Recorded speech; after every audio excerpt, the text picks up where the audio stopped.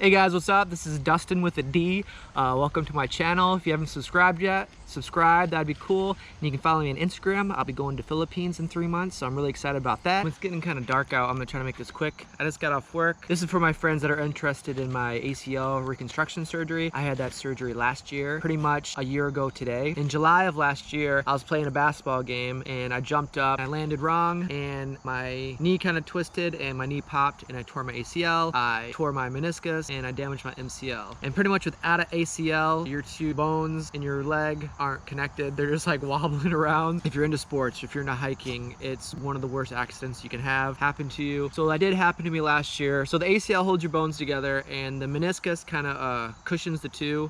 So when you jump and stuff, the bone and bone don't hit. Anyway, that happened last year. It was right before I was going to go on my US trip. I was going to take a little mini tour around the USA out to the west, like to California, Oregon, some of those states I've never been to. I was really looking forward to that, but unfortunately, since I tore my ACL, I couldn't go on that trip. So last year, to make a long story short, I went to the doctor, I went to a few. They quoted me like $50,000 to $75,000 for a surgery, which is ridiculous. Prices in the USA, if you don't have insurance, are a huge amount. No one can afford it. I don't know how they can get away with it, but it is. So anyways, $75,000 for an ACL reconstruction surgery. And I knew right there that I wasn't going to be able to have the surgery. So it was just something I was going to have to live with. But other people live without an ACL their whole life and they're fine. You just have to be really careful when you run, when you jump. It's not something you need.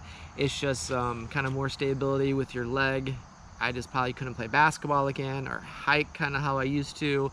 But it was something that I had in my head that I was gonna have to live with because there's no way I could afford the surgery until I started looking at other countries to get their surgery. And so I started the research on other countries and doctors, and I ended up picking India.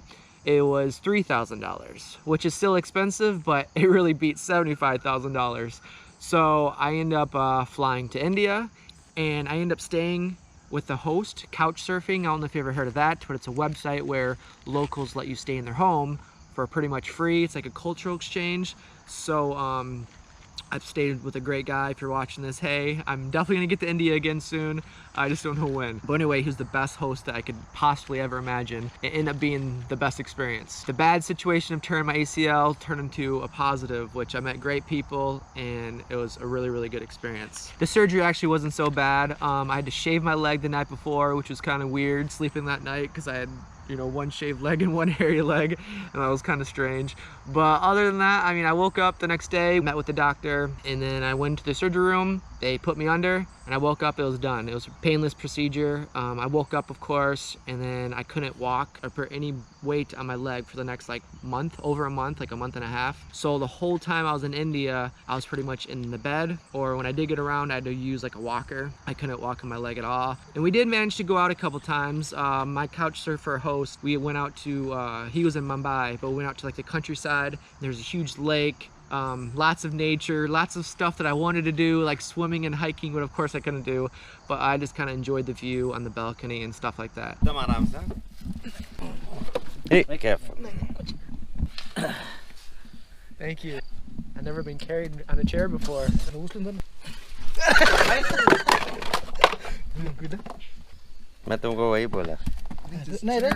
chair might break. No, it won't. Chair won't break. He slipped. Get this view.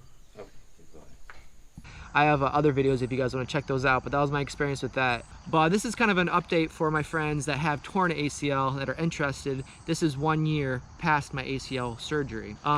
So far it's good. You know, it's not perfect. I don't think my knee will ever be perfect again to the point where it was. In May, I was cleared to play basketball again. So I'm kind of playing basketball here and there, but I think it's more mental than anything. I'm just not ready to go through that ever again. So I don't think I'm ever gonna get to the physical point where I was before, like actually, you know, running, jumping for rebounds, and like really getting physically active in the games like that. So I think for me, at least for the next year or two, and actually ACL recovery, you're not really fully healed until like the 2nd year or even maybe beyond that. So I think for me, maybe just playing horse, if you know that game, less physical games, like shooting around and stuff like that. But that's the main thing I do when I go to Philippines. So if you're watching this and you are in the Philippines and you do want to meet up to play a basketball game or something like that, I do want to play. So I do want to play, but just know that I can't play like I used to. So that had to be like shooting around, or maybe like a mini one-on-one game or something like that, but nothing like 5-on-5 running back and forth. It sucks, but you know, it's okay. It's not that big of a deal. But basketball is like a huge thing for me because that's like the exercise that I do.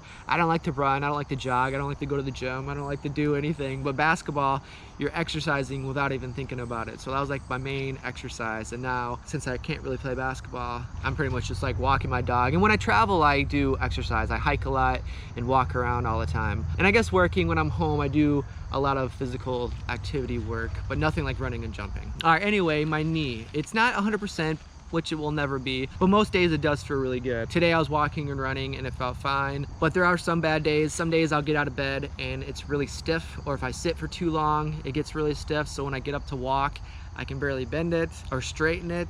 I don't know why it does that sometimes, but it just does. Like 1 out of, you know, 15 days or something like that, it just gets really stiff for some reason. Or if I sit for too long in a weird position. And one of the main things after surgery that you should really try to do is to straighten your knee. Now I can. My knee, I can straighten all the way. You can see that's where I had the scar from my surgery. But you can see I can straighten my knee, fine, no big deal. But for some reason the other day, when my knee was stiff, for some reason I couldn't straighten it all the way. I could get like here, anything after that really hurt. I still can't bend it all the way this way. Like my heel to my butt is like this. And with this leg, I can get all the way just fine. So I can't sit on my knees, but I usually only sit on my knees when I'm doing, you know, when I'm playing with my nieces and nephews, when they're, you know, playing with cars and trucks on the ground. But, you know, stuff like that you can live with. It's not that big a deal. I'm just happy I can walk, I can run, I can get around. So I really have nothing to complain about. But for those of you who are about to have the surgery, definitely do it. Don't worry about it. The surgery's painless. They put you under and then you wake up and it's done. I mean, if you're scared of needles, you know, that's something you might have to get over. But really just like look away. I don't like needles either. They do the little shot and within like, you know, what, 5 or 10 seconds you fall asleep. And you don't remember a thing. You don't feel the surgery. You wake up and it's done. So it's pretty easy. Some exercises that I do, if you're watching this and you need to know, I would suggest getting one of these bands. It's pretty cheap, and if you're like me on a budget, I can't afford to go to the gym and get a trainer and do all that stuff. I never did any of the rehab. I did the rehab on my own, but I never did any of the rehab with doctors or anything like that. If you are able to afford a trainer, I would suggest to get one, because it does come in handy to have someone actually there and like helping you with exercises. But you know, I do some easy ones. I wrap this around like a pole and you just do, I'll try to show you. I'll put it down here next to Chloe. Let's say if you put this around a pole, they also sell one that's straight, it doesn't wrap around. So you can tie one into something and wrap around your foot another one. But for this one, you know, you just go like this. This can be like a pole instead of my leg. But you go this way a bunch of times, and then you go that way.